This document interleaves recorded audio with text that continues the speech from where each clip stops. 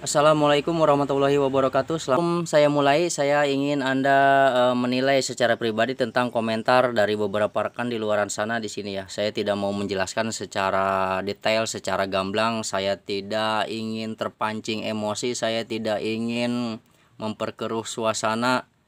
Saya mencoba menjernihkan di alam otak pikiran saya sendiri. Oke, langsung saja masalahnya yaitu apa ya? Temperatur suhu, indikator temperatur suhu. Nah, kenapa terjadi kipas radiator menyala akan tetapi di indikator suhu yang di sana di yang jarum itu dia tidak naik. Nah, kita harus dalam posisi ini kita harus tahu komponen apa yang berperan penting. Seperti yang saya jelaskan, ini adalah switch otomatis untuk ini yang saya tunjuk, ini switch otomatis untuk menghidupkan kipas radiator. Nah, kipas radiator ini hidup akibat dari perputaran sirkulasi air dari radiator menuju blok mesin. Saya ulangi sedikit lagi, ulas lagi. Kalau berbelit-belit silahkan Anda nilai sendiri. Seperti yang komentar di sini, saya akan pajang terus ya komentar di sini. Dari radiator ke blok silinder, kemudian dia melewati ini.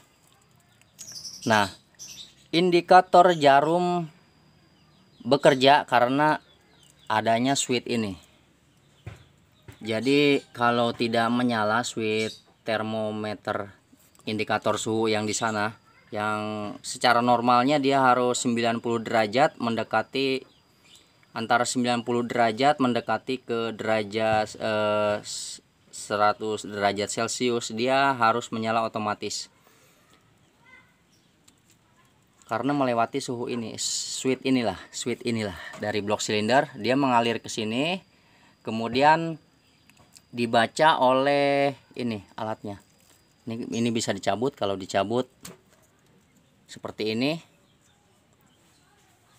Punya terlampau panas, dia akan naik dari melewati kabel ini, kemudian dia ke indikator suhu.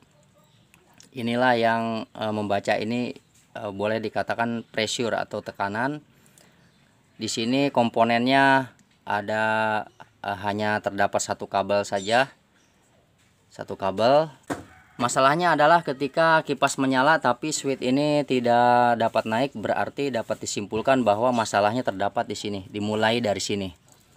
Ini switch ini kalau dibuka, silahkan saja cek. Ini seperti buka saja ini, cek di sininya. Siapa tahu di sini ada kabel yang putus.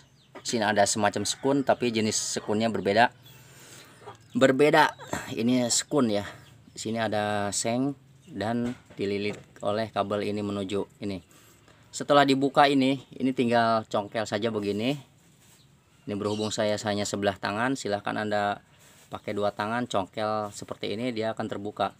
Dan spare partnya kalau dibeli online ini pasti ada, kalau PR pasti ada.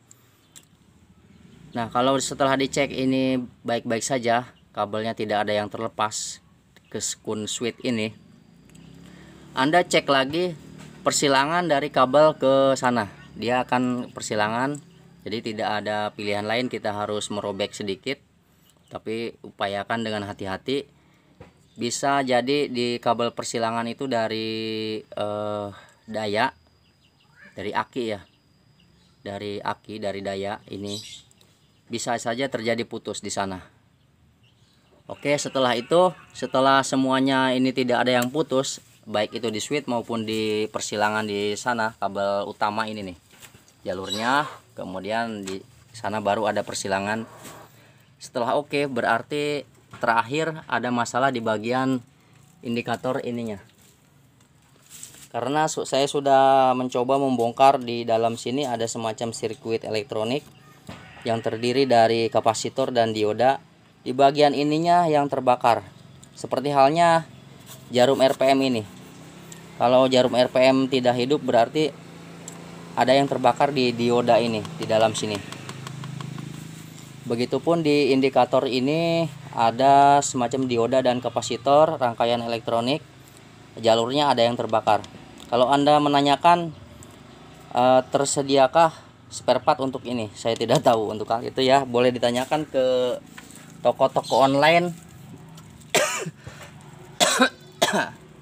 atau tidak ada pilihan lain, Anda harus mencari kanibalan atau semacam spare part second. Tapi biasanya sih kalau ini satu set.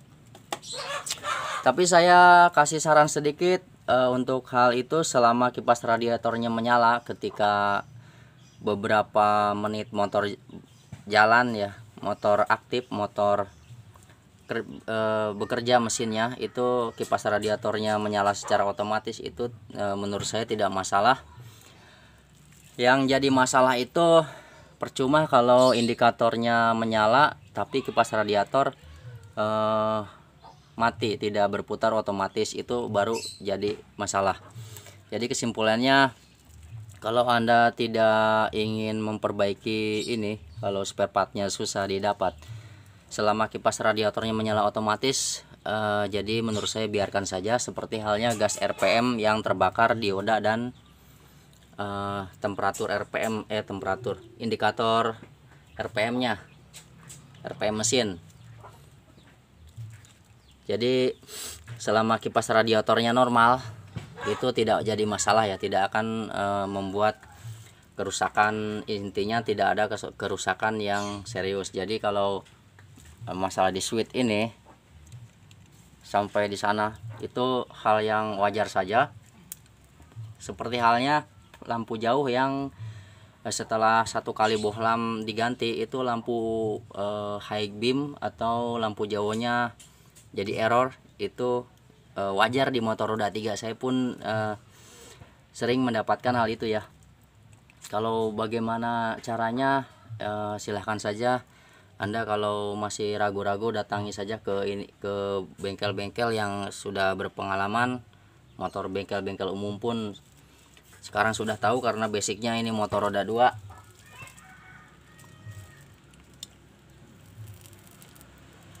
Oke, sekian dan terima kasih atas penjelasannya, atas perhatiannya.